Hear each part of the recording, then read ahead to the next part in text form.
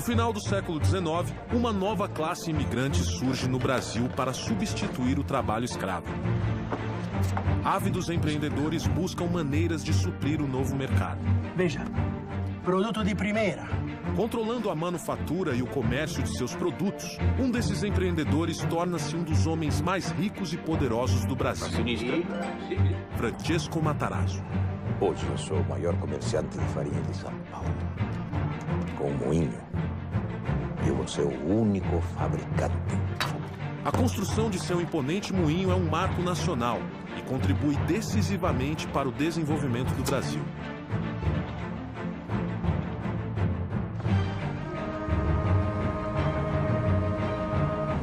Enquanto Matarazzo dá início à indústria, um ambicioso norte-americano chega ao Rio de Janeiro com planos de mudar o país. Seu nome? Percival Farquhar.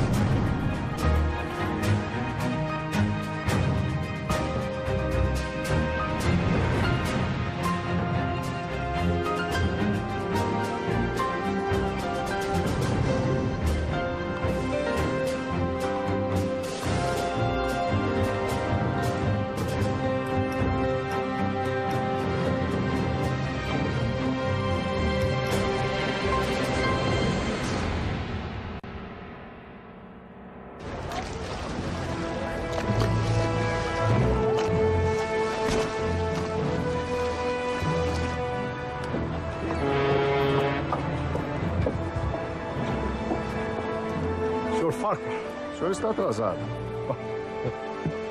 Bem-vindo ao Brasil. Como é que foi a viagem? Como todas as viagens, senhor Martins. Por favor.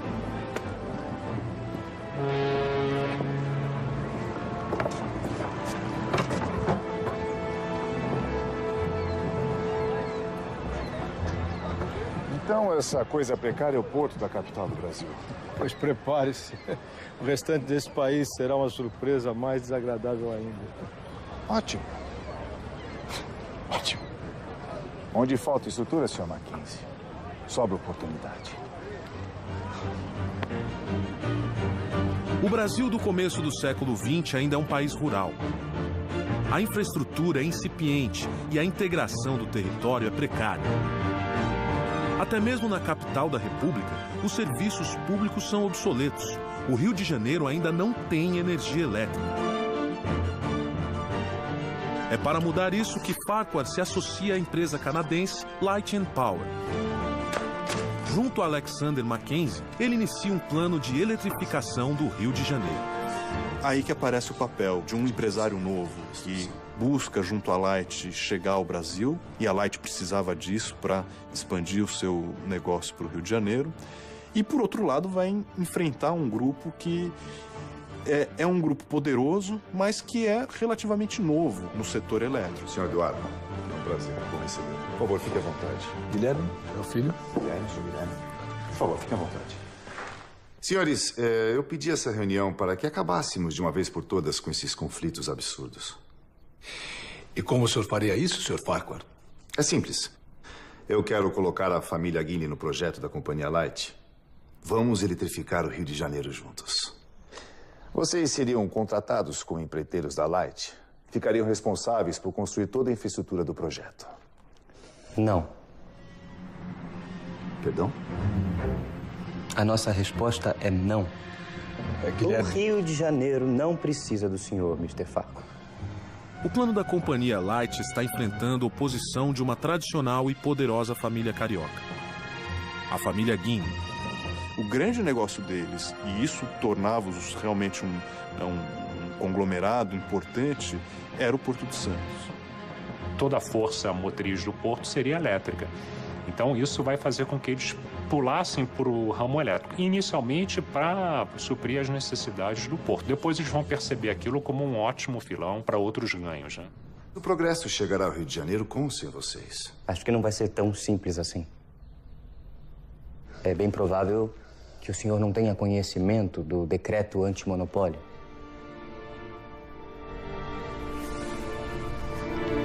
As concessões de eletricidade que o senhor pretende comprar vão contra o decreto.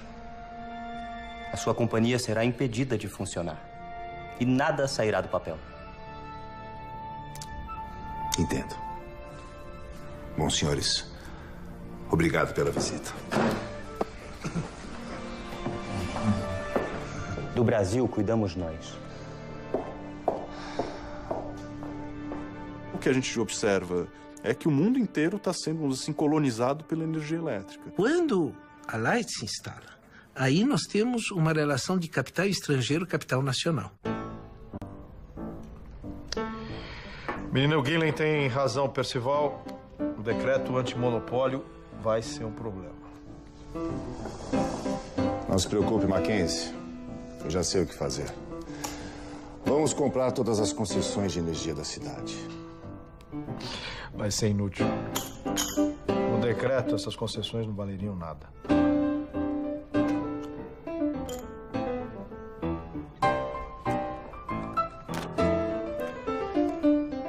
Full House.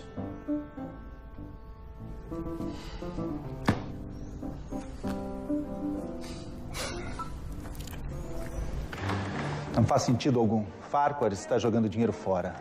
Eu sei, mas o governo brasileiro precisa ficar alerta. O senhor ministro há de convir que é preciso impor limites a esses estrangeiros. Guilherme Guiney suspeita que Farquhar está tramando alguma coisa. Ele articula com seus contatos políticos para garantir que os passos da Light and Power no Brasil sejam acompanhados de perto. Isso revela já o seu poder junto às autoridades. Obviamente, eles viveram a transição do Império para a Primeira República. Parecia que eles podiam sofrer as consequências disso, mas tudo se demonstrou que poderiam continuar trabalhando como trabalhavam com o Império, começaram a trabalhar com a Primeira República. Temos ser portador de más notícias, Sr. Farquhar. A companhia Light infringiu o decreto antimonopólio do governo brasileiro. Portanto, a partir de agora, a sua companhia está impedida de prestar serviços de fornecimento de energia elétrica para o Rio de Janeiro. É uma pena. Pensar que uma cidade tão importante como o Rio de Janeiro ficará sem energia elétrica me deixa entristecido. Afinal, eu detenho todas as concessões e não posso usá-las. Teremos que deixar o Rio de Janeiro no escuro por muitos e muitos anos, Sr. Miller. E é provável que todas as outras cidades no Brasil estejam eletrificadas. Enquanto o Rio, a capital da República, permanecerá nas trevas. Poderá até ser conhecida como a capital das trevas. Seria hilário, não seria, Sr. Ministro? Mas, sinceramente, eu espero que esse imenso atraso no progresso do país não recaia sobre o senhor. Afinal, lei é lei. O senhor está apenas as cumprir e ninguém poderá culpá-lo por isso. As leis estão sempre visando o melhor para o país. Não é verdade?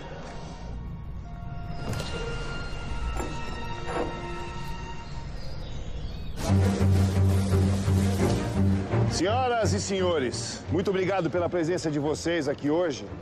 Hoje é um dia muito especial para o Rio de Janeiro, que finalmente sairá das trevas. O decreto antimonopólio é derrubado. A eletrificação do Rio de Janeiro começa. E tudo está nas mãos de Farquhar. Bem-vindos ao progresso.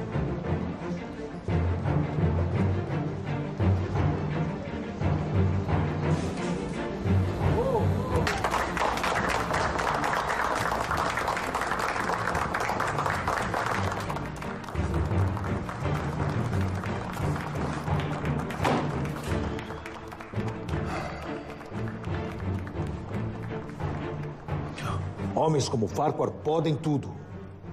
Inclusive destruir a nossa família.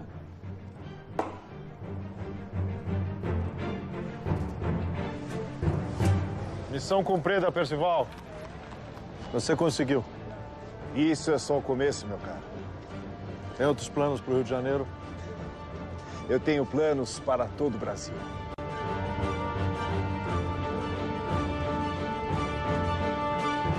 Percival Farquhar chega ao Rio de Janeiro em 1905, atraído por oportunidades de negócio que um país sem infraestrutura proporciona. Onde falta estrutura, Sr. Mackenzie, sobra oportunidade. Seu primeiro projeto é eletrificar o Rio de Janeiro através da Light and Power Company. Mas seus planos esbarram no nacionalismo de um ambicioso jovem brasileiro, Guilherme Guinle. Do Brasil cuidamos nós. Com o poder de seu dinheiro, Farquhar consegue contornar as leis antitruste locais e dá início à eletrificação do Rio de Janeiro. E esse é apenas o primeiro passo do grande plano que o americano tem para o Brasil.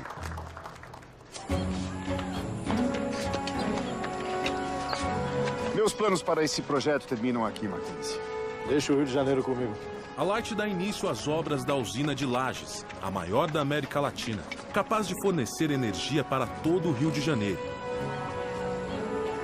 E Farquhar volta as atenções para seu outro projeto. Frank Egan aqui e eu vamos construir uma ferrovia. Ou melhor, algumas ferrovias. O plano de Farquhar é gigantesco. Um conjunto de estradas de ferro para interligar todo o continente americano.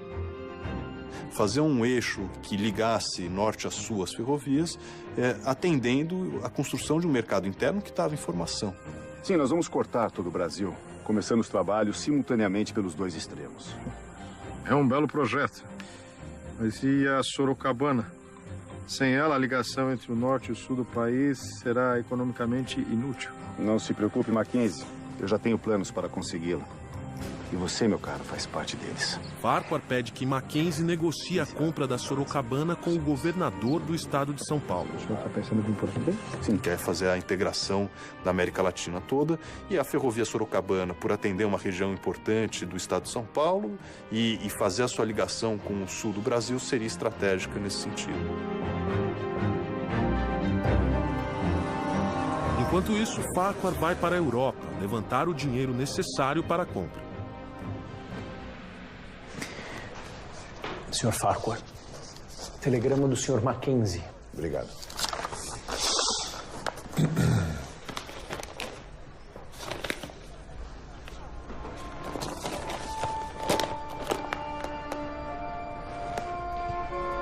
Algum problema, senhor? Os ingleses fizeram uma oferta, vão comprar Sorocabana. Mas sem essa ferrovia, o seu projeto fica inviável. Frank, me dê o Jornal da Manhã.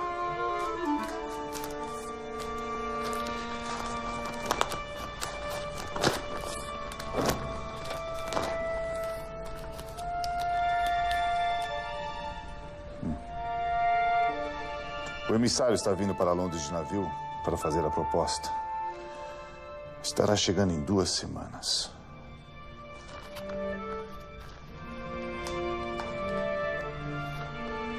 E qual o plano?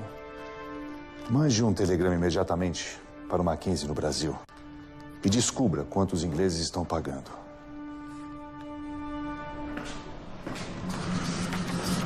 Conseguiu? Mackenzie utiliza seus contatos para descobrir o valor da negociação da Sorocabana.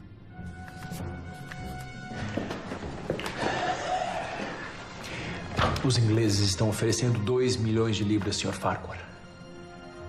Vamos cobrir a oferta. Mas é muito dinheiro. E o senhor tem apenas 2 semanas para consegui-lo. É impossível. Não é possível, não para mim, Frank. Se eu não conseguir a Sorocabana, eu não tenho nada. Tem muita gente que tem muito medo de errar e não faz nada. Eu sou da teoria seguinte, eu prefiro dar 10 tiros e errar 3. Wall Street já está em pleno funcionamento. Nós já temos um sistema industrial, financeiro, comercial muito complexo. Farquhar consegue quase todo o dinheiro. Mas ainda falta uma parte. E só lhe resta uma opção. O Banco da Escócia.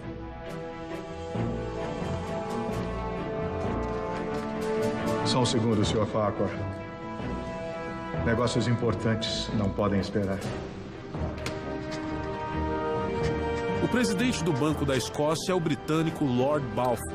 Mas, para azar de Farquhar, Balfour também é presidente da São Paulo Railway, a empresa inglesa que está prestes a comprar a Sorocabana. Muito bem.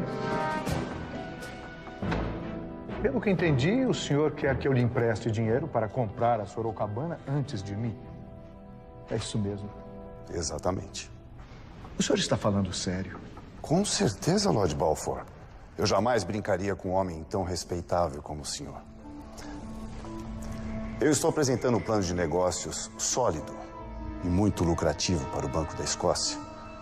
E o senhor, como presidente, não pode deixar que os seus outros negócios, como a São Paulo Railway, influenciem na sua decisão.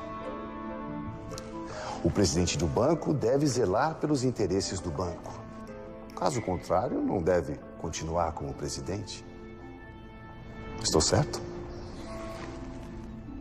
Tem que saber ter coragem, tem que ter ousadia, tem que saber correr risco, porque a gente que é empresário corre muito risco e poucas pessoas têm estômago para correr esse risco. Farquhar consegue o empréstimo de Balfour e compra a Sorocabana antes do inglês.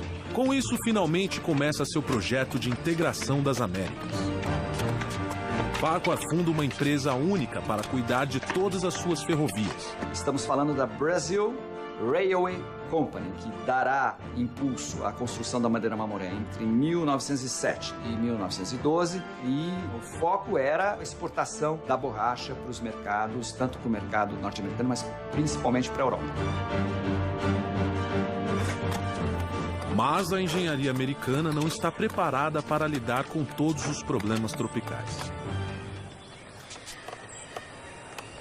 São 23 quilômetros até lá.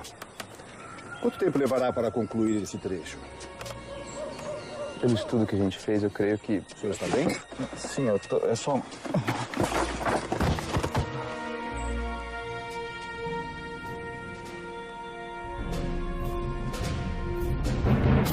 Belo projeto. Percival Farquhar dá início à grande obra de sua vida. Uma malha ferroviária integrando as Américas. Nós vamos cortar todo o Brasil, começando os trabalhos simultaneamente pelos dois extremos. Mas a impossibilidade de conseguir a concessão da ferrovia Sorocabana quase coloca tudo a perder. Com sua habilidade de levantar capitais, Farquhar consegue comprar a Sorocabana e inicia as obras da sua grande ferrovia. Mas depois de superar os obstáculos políticos e financeiros, ele se depara com um inesperado desafio tropical.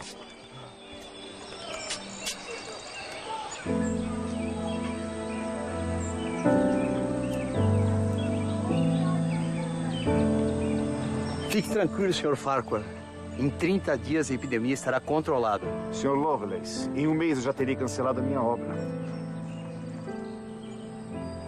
Uma epidemia de febre amarela atinge as obras da ferrovia Madeira-Mamoré. Nós estamos falando de uma floresta, né, tropical, úmida, de condições difíceis do ponto de vista da permanência. Centenas de trabalhadores são contaminados, provocando grandes atrasos. O que acha? Sr. Farquhar, estamos enfrentando problemas. Problemas com a malária. Malária aqui também? Não aqui, senhor. No Rio de Janeiro. Sim, Frank. Mas o que eu tenho a ver com isso?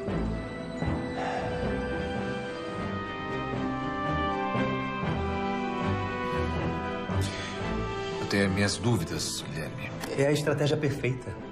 Com isso, nós vamos parar a obra da usina de Lajes. Espero que você saiba o que está fazendo. Nós não podemos ter uma nova derrota pública para o Farquhar. Não tem com que se preocupar. Será o fim de Percival Farquhar. Ele tinha essa capacidade de lidar com imprensa no bolso, né? Enfim, brilhante nesse aspecto. Guilherme Guiney planta uma história na imprensa de que a epidemia de malária no Rio de Janeiro está sendo causada pela usina de Farquhar. Se a obra da usina for paralisada, os planos de Farquhar de eletrificar a capital da República serão destruídos. Para rebater as acusações de Guiney, Farquhar convoca o médico sanitarista Oswaldo Cruz. Oswaldo Cruz é um antigo aliado dos Guiney.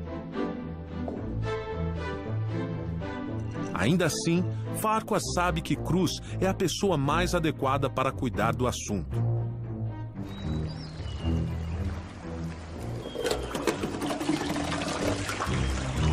As obras são paralisadas até que o veredito seja dado pelo sanitarista. Oswaldo Cruz pede alguns dias para fazer uma análise completa do local. O parecer de Oswaldo Cruz vai decidir o destino da usina e dos negócios de Farquhar no Brasil.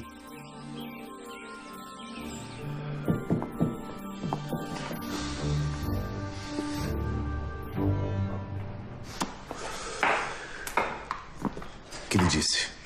A usina foi absolvida. Somos inocentes. Ótimo. Obrigado por essa notícia hoje. Prazer, Sr. Farquhar. É inacreditável. Eu não consigo entender por que Oswaldo Cruz nos trairia dessa forma. Ele não traiu ninguém. Oswaldo Cruz fez o que tinha que fazer. Chega de jogar o nome da nossa família na lama. Você vai para Salvador, Guilherme. E vai ficar por lá.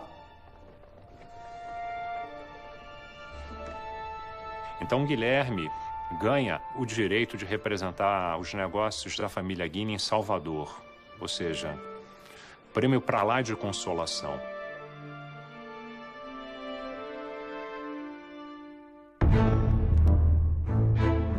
Com o veredito favorável de Oswaldo Cruz, as obras são retomadas em ritmo acelerado. Meses depois, fica pronta a usina de Lages, que vai fornecer energia para toda a cidade do Rio de Janeiro.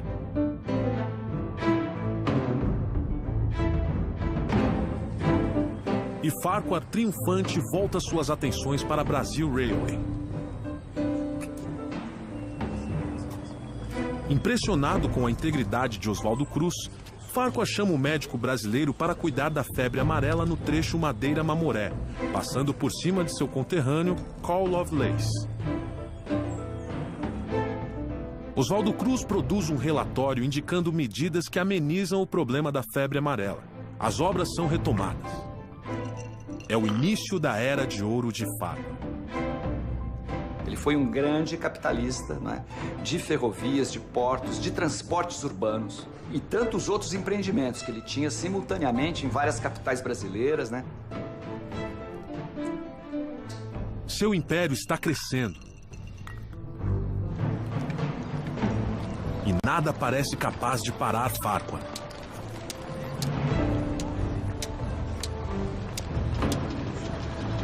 Até que um golpe do destino muda tudo.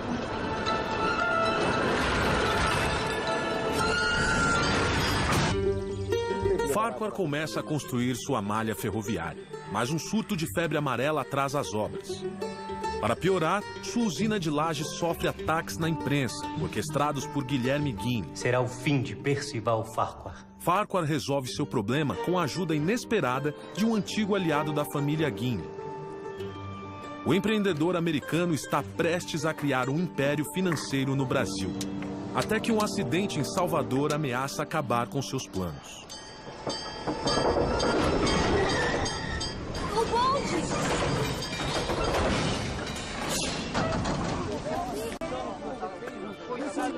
Você está vivo?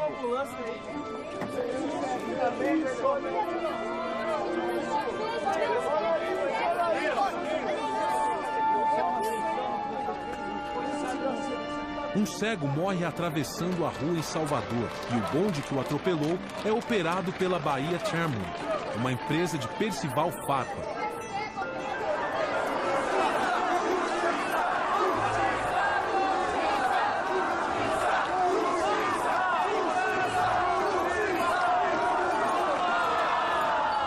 A morte acidental causa revolta em toda a cidade e a população protesta nas ruas contra a Bahia Tramway, o americano que está por trás dela. Que exagero. Foi um simples acidente isso. Trágico, sim, claro, mas nada além disso. Farquhar se reúne com o ministro das Relações Exteriores, o Barão do Rio Branco, em busca de uma solução para o caso. O governo precisa enviar as tropas imediatamente. As coisas estão saindo do controle. E eu exijo que meu patrimônio seja protegido. Eu sinto informar que o governo não vai interferir na questão, Sr. Farquhar. Então quem vai?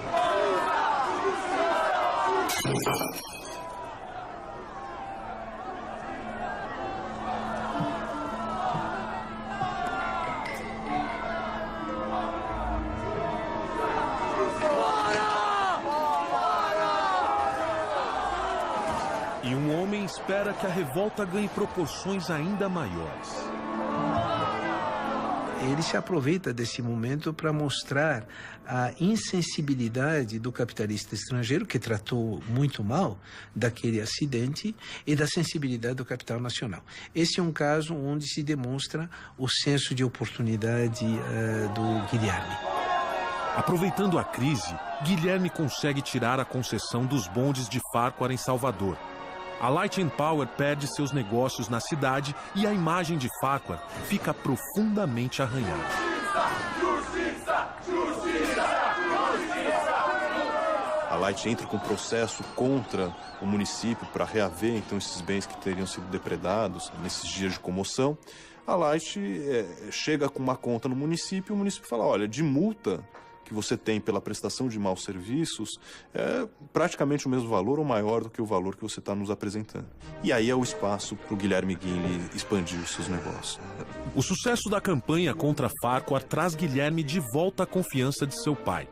Ele retoma os negócios da família em São Paulo e no Rio de Janeiro. Mas sua cruzada contra Farquhar ainda não terminou. A vitória contra a empresa Light and Power Company, propriedade do Sr. Percival Farquhar, foi uma grande conquista dos brasileiros. Está mais do que claro que os investidores estrangeiros vêm para cá apenas para se beneficiarem às custas da população. Não podemos deixar que interesses ocultos interfiram na soberania de nosso país. O Brasil para os brasileiros. Pouco insignificante. Devemos tomar uma atitude. Não. Deixe o brasileiro com suas migalhas. Temos coisas mais importantes para resolver. Prepare suas coisas. Vamos voltar para Brasil Railway.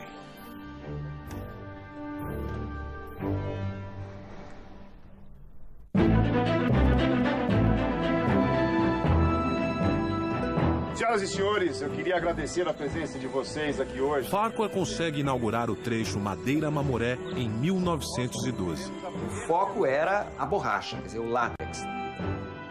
Essa extração, então, depois é concentrada, é levada para algumas vilas, para algumas cidades, né? E transportada, através da ferrovia, até navios de grande calado. A navegação se fazia, então, através do Rio Madeira, depois do Rio Amazonas, até Belém do Pará. Então, o Farquhar estava, vamos dizer, envolvido em vários e vários investimentos, né? Porque nós, os brasileiros, serão o futuro. Muito obrigado a vocês.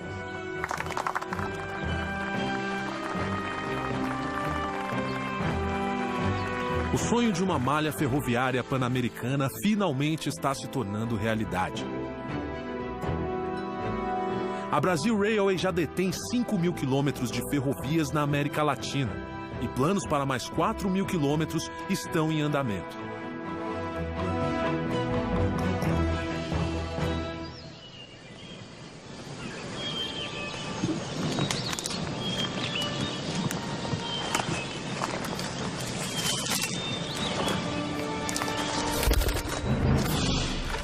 Pelotão, alto.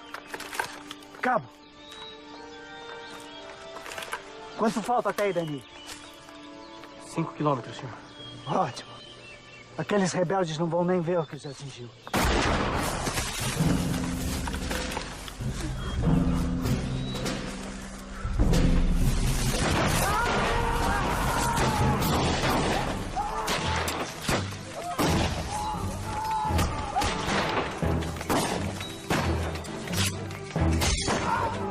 Mas antes que Farquhar possa alcançar seu grande objetivo, uma revolta no sul do país cruza seu caminho. Estoura uma guerra civil e no centro dela está a Brasil Railway. Um dos bondes de Percival Farquhar atropela um cego em Salvador, causando uma revolta anti-americana na cidade. Insuflada por Guilherme Guinle, a sociedade baiana exige a punição de Farquhar, que é expulso da cidade. Guilherme retorna vitorioso para o Rio de Janeiro, pronto para continuar atacando o americano. Farquhar abandona o Rio e retoma os trabalhos da Brazil Railway, visando completar a ligação das Américas.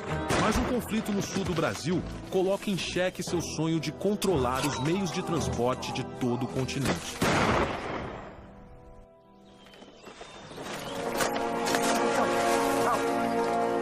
Cabo, quanto falta até aí, Dani?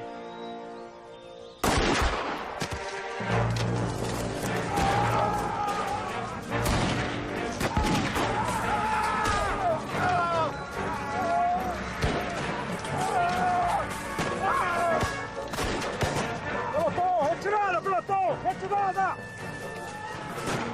Vamos!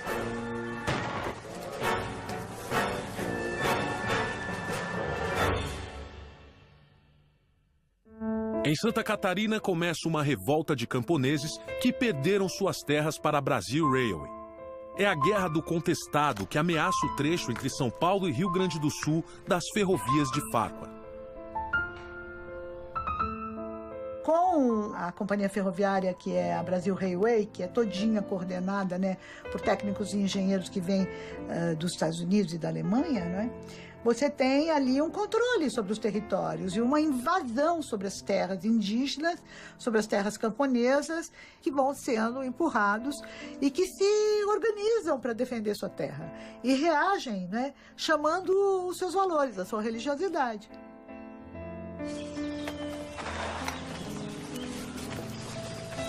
Sem ter noção do real tamanho do movimento, as tentativas iniciais do governo para conter os rebeldes são violentamente derrotadas. Fica claro que essa será uma guerra difícil e sangrenta.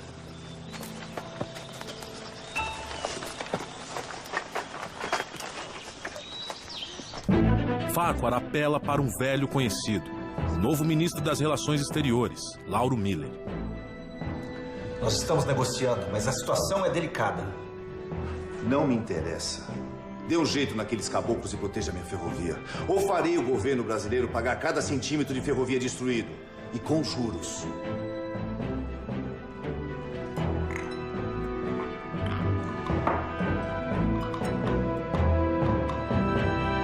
Lauro Miller ajuda Farquhar enviando tropas federais para reprimir a revolta. Nós temos o exército brasileiro deslocado para bater mesmo fortemente nessa população que impedia a modernização. Mas nem mesmo as tropas mais experientes conseguem vencer os rebeldes.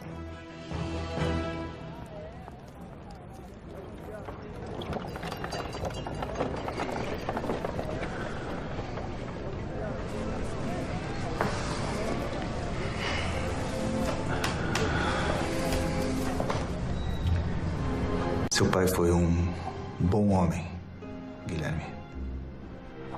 Eduardo Palacin Guinle morre em 1912, deixando a chefia da família para Guilherme. Eu só lamento que ele não esteja aqui para ver a queda de Percival Farquhar. A partir de amanhã, serão tornadas públicas as atrocidades que têm acontecido no sul do país.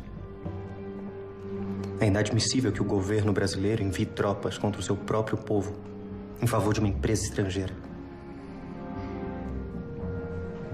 O golpe será certeiro, senhor ministro. E eu espero que o senhor esteja do lado certo quando o golpe ocorrer. A campanha de Guinle apontando as injustiças da Guerra do Contestado faz efeito. A opinião pública no Brasil se volta contra Farquhar. Para piorar a situação, a Malásia entra no mercado mundial da borracha e se torna um concorrente fatal para os negócios de Farquhar no norte do Brasil.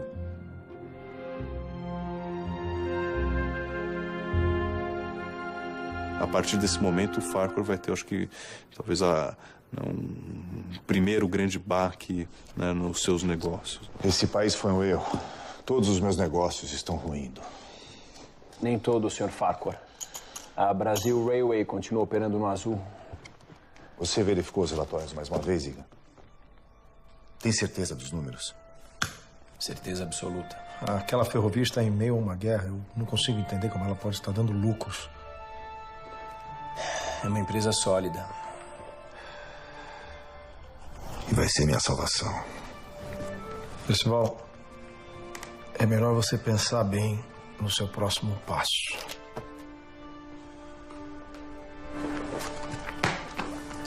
E as cartas, Iga?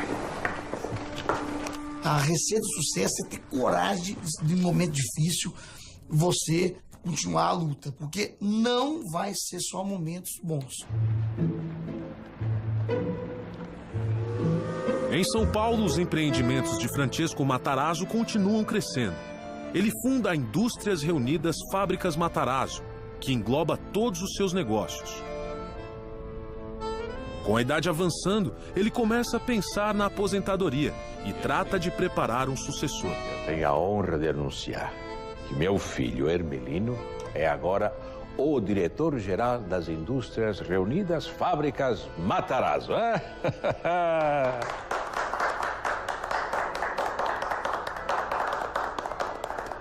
Agora, o chefe da família é você.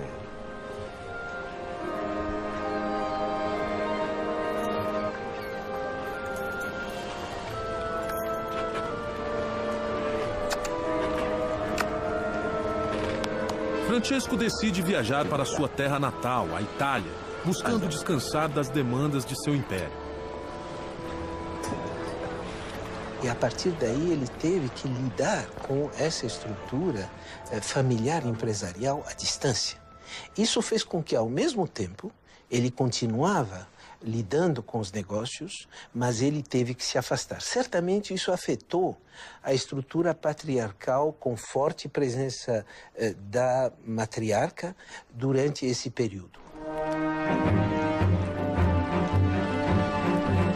A Brasil Railway vai conquistar as Américas ainda esse ano. Viva Brasil Railway! Viva! Viva! Farquhar vende diversos investimentos para comprar ações da Brasil Railway. Senhor Igor. Obrigado.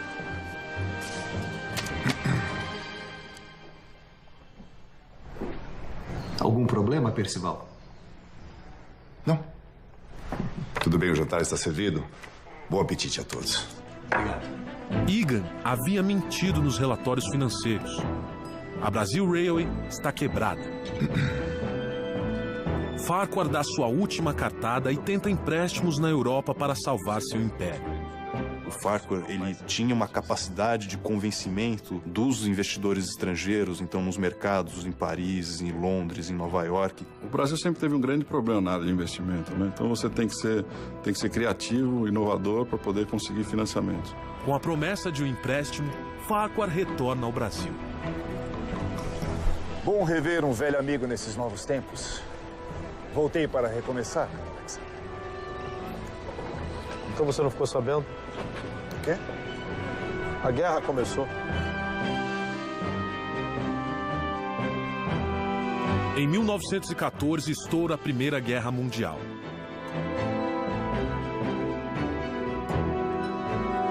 O conflito abala a economia mundial e o empréstimo de Farquhar é imediatamente cancelado. O americano que veio para o Brasil construir um império, agora não tem nada. O Brasil realmente não é para amadores. Não adianta tentar na sorte, só que não vai acontecer. Tem que entender profundamente daquilo que você faz para tentar minimizar os erros e que os acertos sejam maiores que os erros. Guilherme fica satisfeito de ver Farquhar fracassar no Brasil. Mas ele não tem tempo de comemorar. Devido à guerra, o Porto de Santos perde muito movimento. O principal investimento da família Guinle entra em crise.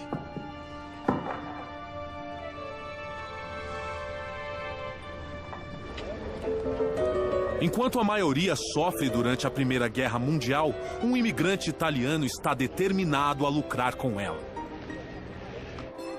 Giuseppe Martinelli chegou ao Brasil pobre, mas cheio de ambição.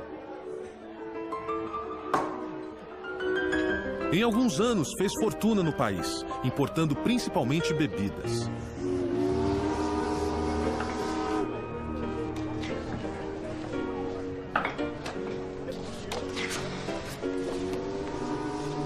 Agora, ele hipoteca todos os seus investimentos e convence Mário de Almeida a entrar como sócio em uma nova companhia de navegação, a Martinelli S.A. Dê entrada imediatamente.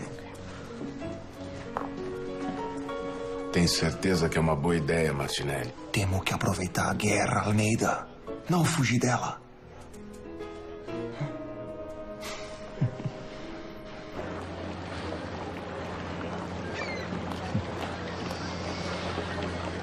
Esses navios já foram uma mina de ouro e agora ficaram inúteis. Esse país pode te destruir, Sr. Martinelli. Ou te deixar rico, se você souber jogar suas cartas. O que o senhor pretende fazer com os navios? Você sabe que eles não foram feitos para o mar. Eu sei. Nós estamos muito longe do Rio Madeira. Eu não vou navegar pelo Rio Madeira. Eu vou atravessar o Atlântico.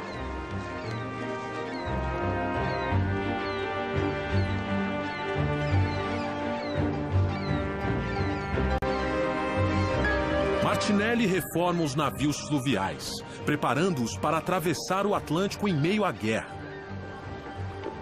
O risco é imenso, mas Martinelli é homem de altas apostas.